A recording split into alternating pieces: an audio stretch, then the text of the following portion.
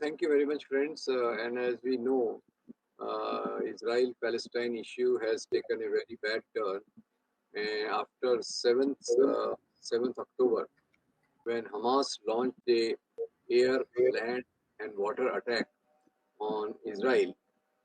Nearly 1,300 people were killed.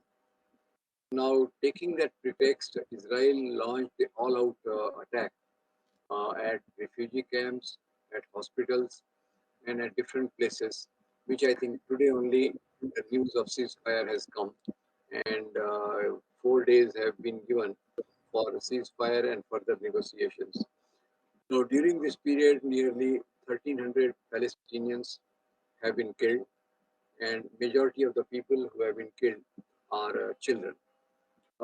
This issue, as in United Nations, currently what happened first, we will see that in United Nations, there was a resolution for ceasefire 2 or 3 weeks ago, and that resolution was opposed by Israel, America, Britain, and other Western countries. India, surprisingly and shamefully, abstained from that ceasefire resolution. Uh, that was one, and despite that, the resolution was passed, but Israel refused to accept the call for ceasefire given by United Nations. Now, during this period, there are indescribable sufferings for the people of Gaza Strip mainly. Uh, they have been trapped, and the relief material, India did send relief material, but that was a mere token. Nothing substantial relief has been given to Palestinians who are under attack from Israel on more than nearly 7 weeks. Now, the background of this whole thing is that there are 2 or 3 words we should understand. First is a Jew, the people, Jewish religion, and third is Zionism.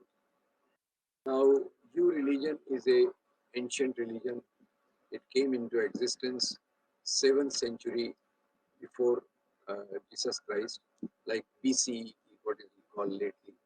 And this is the first Abrahamic religion. After this, the second Abrahamic religion came in the form of Christianity. Third one came in the form of Islam. So these are the 3 Abrahamic religions which originated in the West Asia. Now, Jews which were scattered in different parts of Europe, they later on after 12th century in particular, they came under a part of thing which is called anti-Semitism. Now, what is anti-Semitism? Anti-Semitism is a racial attack, racial hatred, racial sort of a treatment of Jews scattered in different parts of the Europe in particular. So, anti-Semitism came as a phenomenon mainly because of 2 reasons. One is that there are strong sentiments against Jews amongst the Christians, particularly among the Christians. Why? Because Christians generally regard that it is because of Jews that Son of God, Jesus Christ, was put on the cross and he was killed. So this anti-Semitic feeling has 2 or 3 components. First and the major one is the relationship to cross on which Jesus was hanged. Second is, and on this context, I must quote Mahatma Gandhi. Mahatma Gandhi did say that Jews are being treated the way Dalits are treated by Hinduism in India. Jews are treated by Christianity the way Dalits are treated in Hinduism in India. So basically, Jews were the victims of biases, prejudices from the large section of society. Second thing is that many Jews who were displaced and scattered took to money lending business. As we know, that famous character in Shakespeare's novel, Merchant of Venice, the type of Shylock. So they were doing this usury trade, and because of which lot of craftsmen, lot of craftsmen and farmers, they had to suffer. As such, the total economic system was such that what Jews were exploiting these uh, farmers and craftsmen, in turn, their money was being siphoned off by the industrialists and the capitalists who came up later or who came up bigger.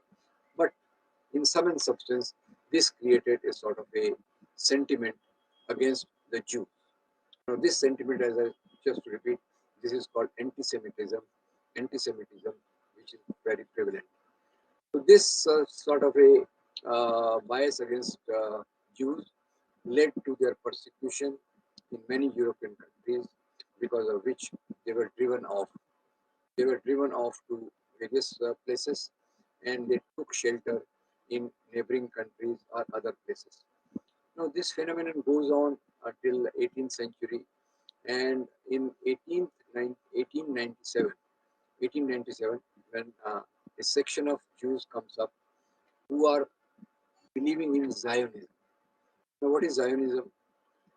Zion is a mountain in Jerusalem. So, Zionism is a ideology which is again racial, and this racial ideology is directed against Palestinians. I'll come to explain why against Palestinians in particular. And Palestinians are not only Muslims. 85% to 80% of Palestinians are Muslims, 10% of are Christians, and nearly 4% of Jews. They are the native of Palestine. Now, this Zionism, so first word I said is anti-Semitism, second word is Zionism. So Zionism is directed against the natives of Palestine. To see the roots of this, in 1897, one author, he wrote a book called Jewish Nation. And in this, he outlined the Jewish Zionist concept. And according to him, uh, Jews are a nation, but they do not have a land. His name was Theodor Herzl. Theodor Herzl. He wrote also a book, The Jewish State, The Jewish State.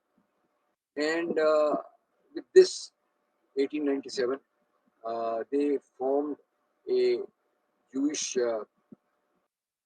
Jewish fund, Jewish fund in which the rich Jews contributed, and they called. Now, here's a very crucial point. They called that Palestine is our land. Now, this was a very racial way of thinking, because Palestine was inhabited at that time by Muslims, Christians, and some Jews also. So they thought these natives have no strength. So they said, our holy book says that Palestine is our land and we are the chosen people. Please remember, chosen people type of ideology is a part of, for example, fascism, fascism, Zionism, and any other politics in the Middle East. So these Zionists amongst the Jews, they called for a Jewish fund, with the help of which they started inviting Jews from different parts of the world to come and settle in Palestine. Now, here they gave a slogan that a Jewish nation does not have a land and Palestine does not have a nation. Jewish nation does not have a land and Palestine does not have a nation. So it was a very aggressive, oppressive formulation whereby they totally ignored, they totally bypassed the right of native people to inhabit their own land. And here they searched for some holy books and Old Testament, and based on that, they tried to construct their their whole ideology of a Jewish state.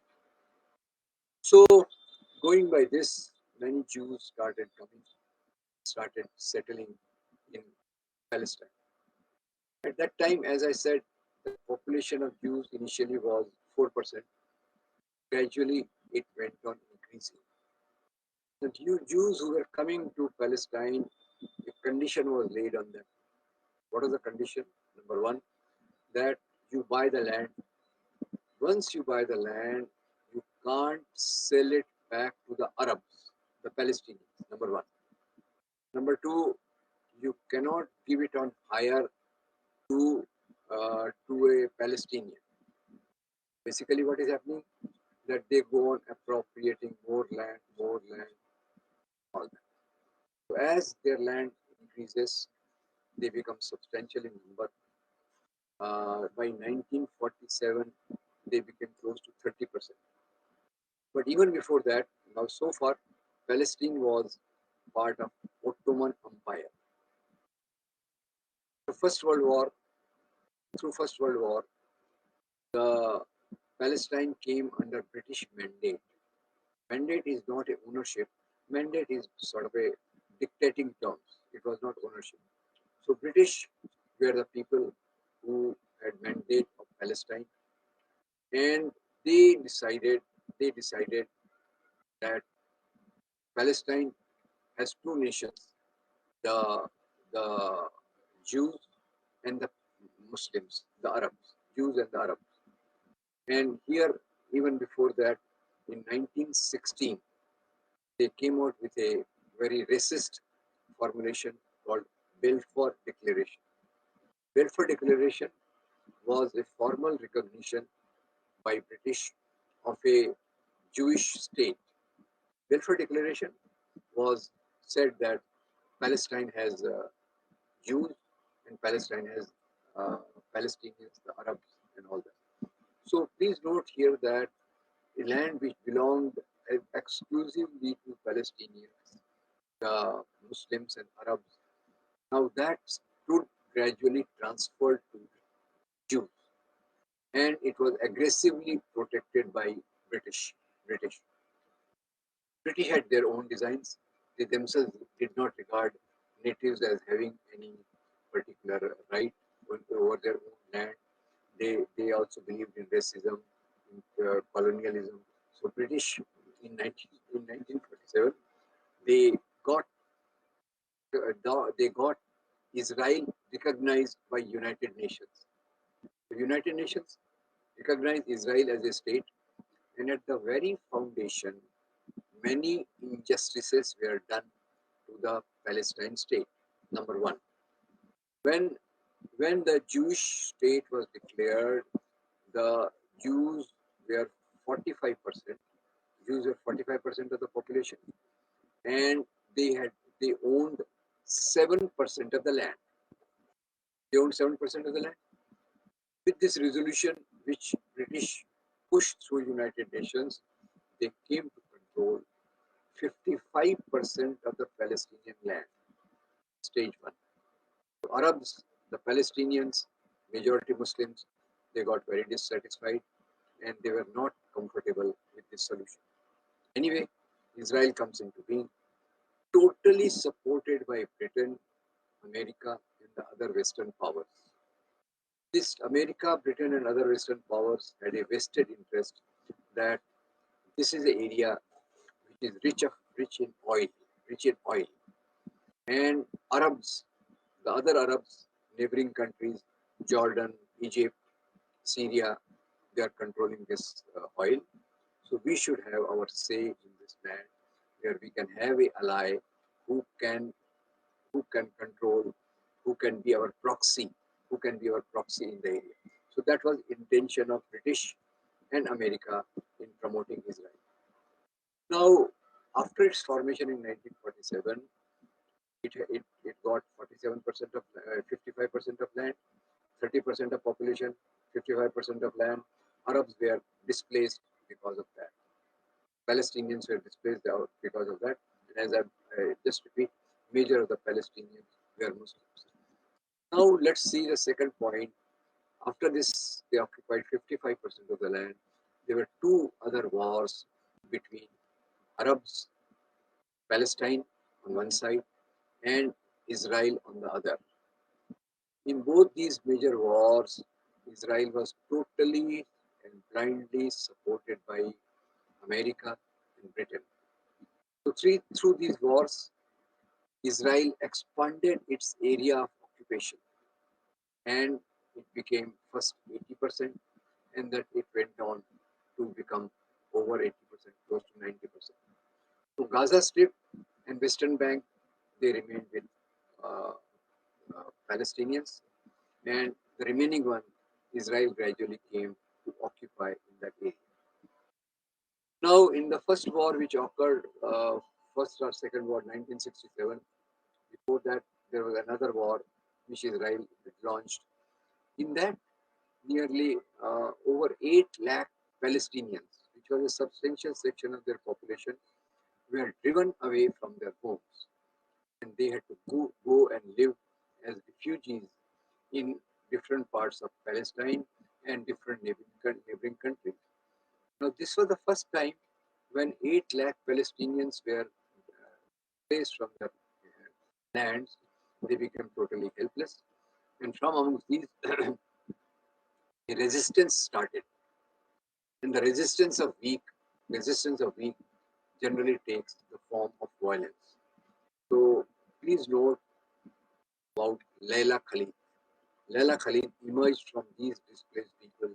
She's an iconic figure in Palestinian resistance, and she and her group, they went and killed some Israeli athletes in the Olympics.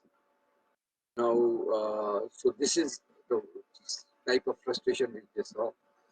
Then comes Yasser Arafat Oslo deal, in which they try to negotiate for substantial section of land for them, rehabilitation of the refugees who have been displaced because of the Israel.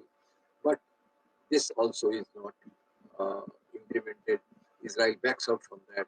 And Israel's one prime minister, you will remember, the first woman prime minister anywhere probably, Golda Meir. Golda Meir. She said, "Who are Palestinians? There is no Palestinians. There is no Palestine. This is our Israel. We are the chosen people, the Star of David and all that." So they basically tried to keep pushing the Muslims, Palestinians, Arabs into margins and margins. Now, so first Leila Khalid failed, then Yasser Arafat, Oslo Accord, it did not work, and after that Oslo Accord. In between, I must point out one thing. So Jews are the occupiers. Jews are not colonized people. They have colonized Palestine. Jews are the occupiers. And in 1975, somehow with courage, United Nations passed a resolution that Israel is an occupier and it should leave its areas which belong to Palestine. But Israel is one country which totally ignored all the US resolutions. As I was pointing out, this ceasefire, which has taken ceasefire resolution, which was passed by United Nations, that also they refused to accept in 1975. So first, United Nations passed a resolution that Israel is a occupier. It should leave the areas which belong to Palestine. Israel refused to do that. So the current situation is that Gaza has been was encircled by Israel. They describe it as a sort of an open jail where 2.5 lakh Palestinians live. And other side, there is a West Bank. So out of this total helplessness, Hamas emerged. Some people also say that Hamas was also initially funded by Israel because for countries like Israel, it is easy to target those who indulge in violence. So anyway, but Hamas also succeeded in in a way to win over the elections. It came to majority, but it was not allowed to form the government. Hamas, I totally denounce the methods of Hamas of armed attacks and all that. But United Nations General Secretary Antonio Guterres, he gave a statement saying that Hamas has not come from a vacuum. Meaning what?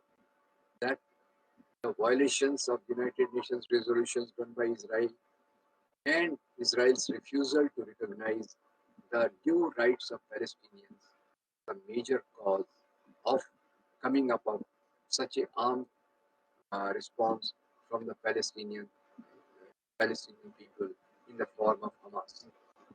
So Israel is the occupying power, and Palestine are the victims, the natives whose land and earth has been taken away from them by by the Israelis, and Israelis, the Zionists. Now, second point I must say, all Jews are not Zionists. All Jews are not Zionists. Even when I said initially that some people called for a Jewish state, it was a small section of affluent rich Jews who supported it. Large number of Jews opposed the very idea of settling in Palestine, forming a new state. And you will be also knowing that currently a lot of protests are going on, peace marches are going on against Israel's action in Gaza, Israel's attack on Palestinians. And in these protests and actions, many Jews are also taking part. So let's not confuse between Jews and Zionism.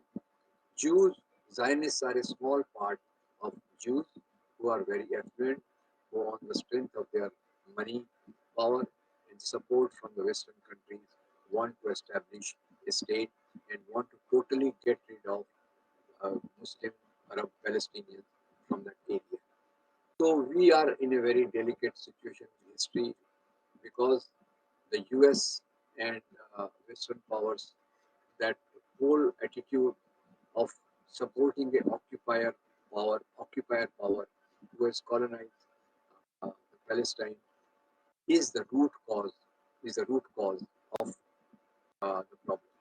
The solution is this, that Israel has to vacate and come back to its uh, allotted land, which was done by United Nations in 1947.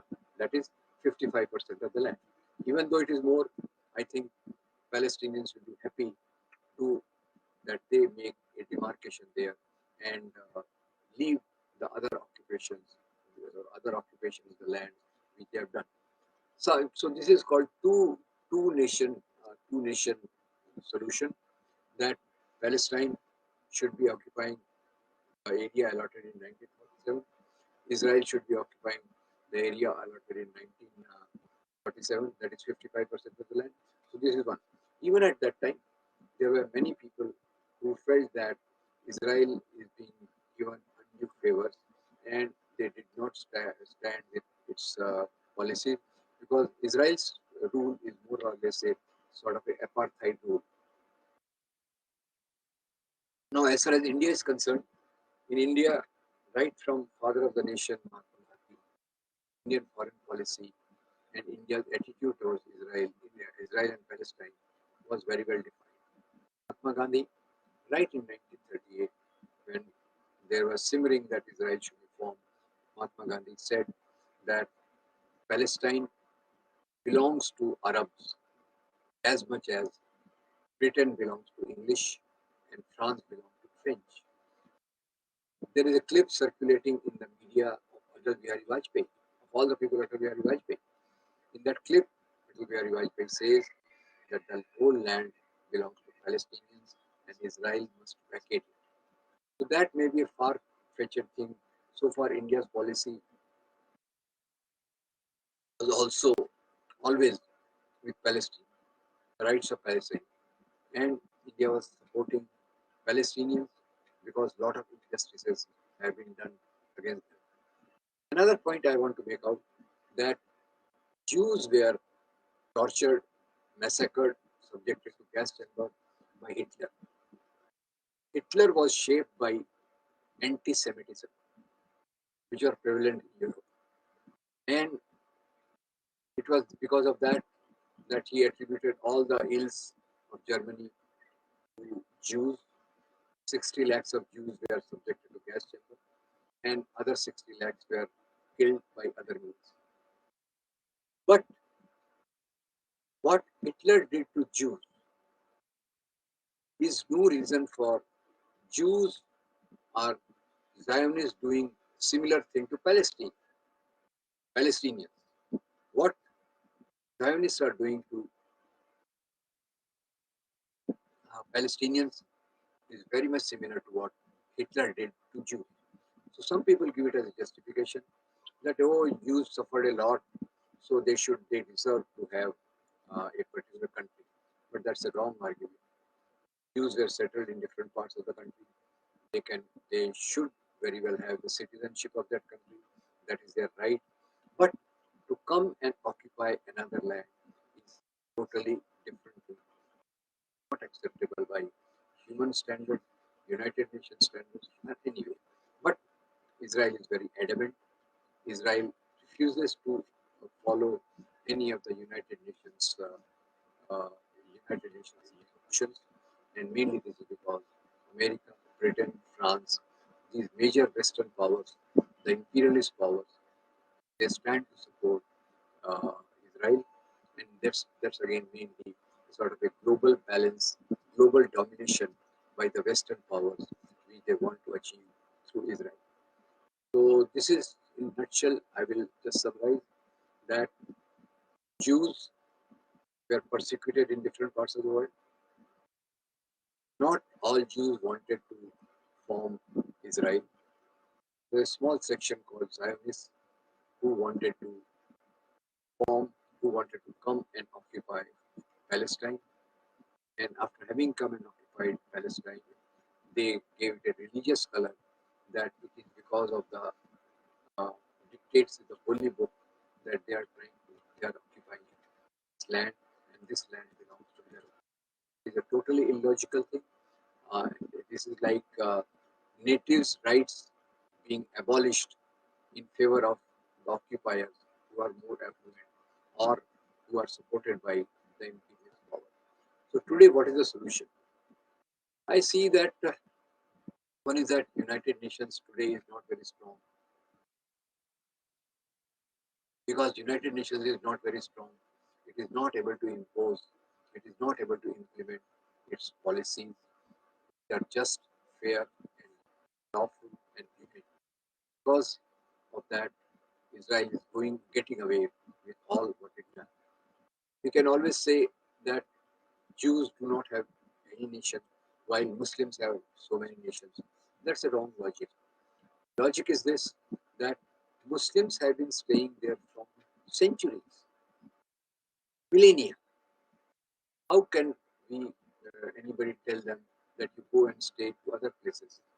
And how can Jews who are settled in other countries come and occupy a country and call that country as our own at the total cost of the inhabitants, local inhabitants? So this, the solution of probably the compromising solution is that two nations, Israel should remain restricted to its boundary, and Palestine should have right to live with full freedom and with full liberty.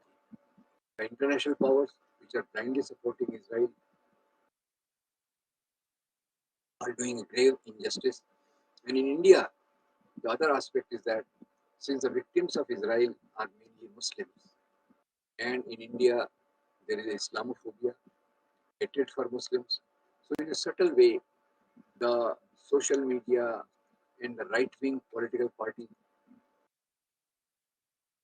there is one political party which thinks on this line, hate Muslims.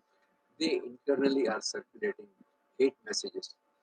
I was surprised to know that recently a study came out that in the whole world, the maximum anti-Palestinian posts they are emerging from India.